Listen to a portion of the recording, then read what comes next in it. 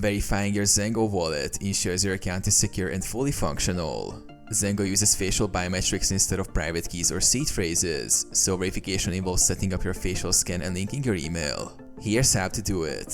Verify your email address. When you create your ZenGo wallet, you'll be asked to provide an email address. After entering your email, ZenGo sends a confirmation link to your inbox.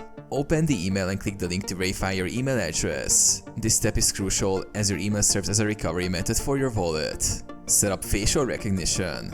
During the wallet setup, ZenGo prompts you to complete a facial biometric scan. Follow the instructions on the screen to scan your face. This creates a secure, encrypted backup of your wallet, replacing traditional private keys or seed phrases. Test the recovery process. ZenGo allows you to test its recovery process to ensure your wallet is fully verified.